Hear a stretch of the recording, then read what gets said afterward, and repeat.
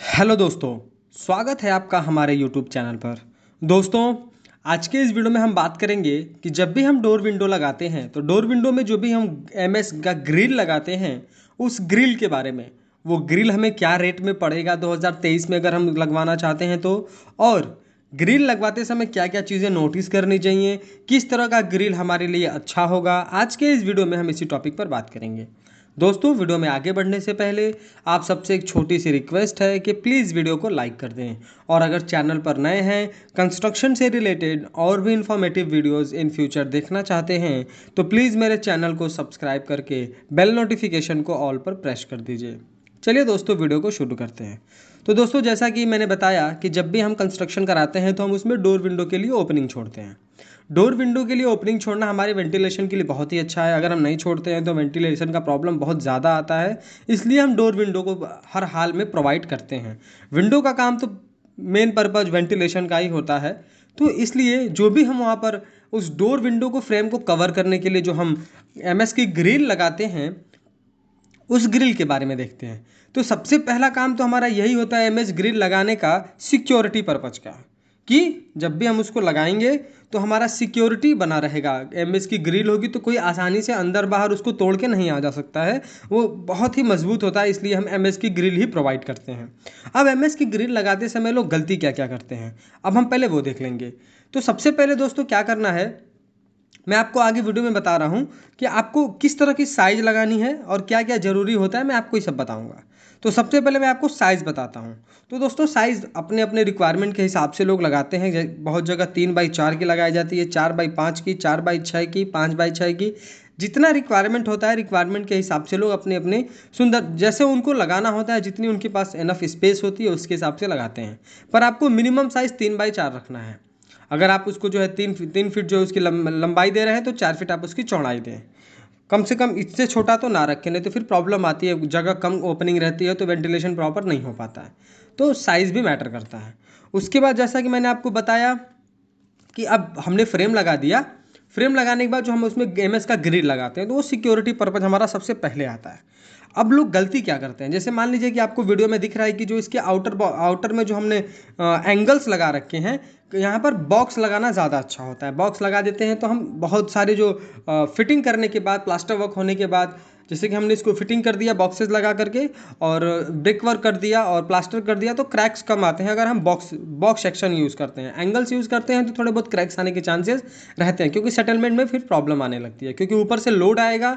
Lintel beam provide नहीं है, ऊपर से लोड आएगा तो जो हमारा एंगल्स है वो थोड़ा बैंड होता है, और जो हमारा बॉक्स सेक्शन होता है वो जल्दी बैंड नहीं होता है। तो अगर बैंड होगा, झुकेगा, तो क्रैक्स आएंगे, नहीं झुकेगा तो क्रैक्स नहीं आएंगे, क्योंकि ऊपर का जो ब्रिक वर्क का लोड है वो कंटिन्यूसली अप्लाई होता रहता है।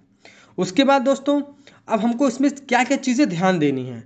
जब भी हम बनवा रहे हैं, इस तरह एमएस की ग्रिल को बनवा रहे हैं, तो सबसे पहले हमारा काम ये होना चाहिए कि वो प्रॉपर राइट एंगल्स में हो। राइट एंगल्स का मतलब कि वो प्रॉपर एक इस तरह के 90 डिग्री के शेप पे हो, ताकि ब्रिक वर्क करने में हमें आसानी हो। और वो अगर राइट एंगल नहीं रहता है तो प्रॉब्लम्स बहुत आती हैं। पहला तो लुक का प्रॉब्लम से बहुत ही गंदा दिखाई देता है। अगर आपने बिना राइट एंगल का उसको फिटिंग करा दिया तो फ्यूचर में वो बहुत ही गंदा दिखता है। पहले नज़र उसी पे जाती है और वो बहुत ही पूरे घर की जो वॉल की जो शोभा होती है, जो सुंदरता होती है, उसको वो नुकसान पहुंचाता है। उसके बाद हमें ध्यान क्या देना है कि जब हमने एमएस की वेल्डिंग करवानी है तो जो वेल्डिंग है वो प्रॉपर तरीके से होनी है। आप जब भी वेल्डिंग कराएं तो जो भी हमारा वेल्डर होता है उसको अच्छी तरीके से बोलें कि जो भी हमारे जॉइंट्स पे ये वेल्डिंग कर रहा है वो अच्छी तरीके से होनी चाहिए। वेल्डिंग कमज़ोर नहीं होना चाहिए, थोड़े थोड़े टाके लगा के नहीं छोड़ने, अच्छी तरीके से वेल्डिंग करना है। उसके बाद दोस्तों, वेल्डिंग करने के जस्ट बाद बहुत सारे लोग क्या करते हैं कि वेल्डिंग कराया, अपना बॉक्स तैयार हुआ, उसको फिटिंग कर दिया। फिटिंग अगर आप तुरंत कर देते हैं तो एक साइड जो हमारा ब्रिक वर्क हो जाता है उस पर रेड ऑक्साइड अप्लाई नहीं हुआ रहता है, और वहाँ से अगर नमी जाती है तो हम उस पर जंग लगता है। तो जैसे ही हमारा वो डोर विंडो का फ्रेम बन के रेडी होता है, हमारे ग्रिल्स रेडी होते हैं, हमें उसे फटाफट रेड ऑक्साइड जो है अप्लाई कर देना होता है। रेड ऑक्साइड अप्लाई कर देंगे तो जंग लगने का जो हमारा खतरा होता है वो कम हो जाता है, जल्दी से जो है उस पर जंग नहीं लगता है। उसके बाद दोस्तों क्या करना है, सबसे ज़्यादा लोग गलती क्या करते हैं कि जो हमारा एमएस ग्रिल होता है उस पर बहुत सारे डिज़ाइंस करते हैं, बहुत सारे पैटर्न्स जो है क्रिटिकल पैटर्न्स लगाते हैं। क्रिटिकल पैटर्न लगाने का एक सबसे बड़ा नुकसान ये है कि पैसे ज़्यादा लगते हैं। दूसरा नुकसान ये है, ज़रा आप सोचिए कि आपने एक विंडो लगवाया, उसमें जो ग्रिल्स लगवाई, तो वो ग्रिल्स पे आपने बहुत सारे पैटर्न्स बना दिए। और आउटर साइड में आपने जो है मॉस्किटो का जो जाल आता है आपने वो लगवा दिया, और अंदर के साइड में आपने जो है ग्लास वगैरह का काम करवा दिया, तो फिर जो हमारा वो पैटर्न होता है वो छुप जाता है, दिखता नहीं। इसलिए उस पर बहुत ज़्यादा उसमें पैटर्न देकर पैसे को वेस्ट ना करें। जितना ज़्यादा पैटर्न क्रिटिकल होगा उतना ही वेल्डर जो उतना जो लेबर कॉस्ट है वो ज़्यादा लगता है। उसके बाद दोस्तों अब हम देखेंगे कि हमें खर्चा कितना आएगा 2023 में।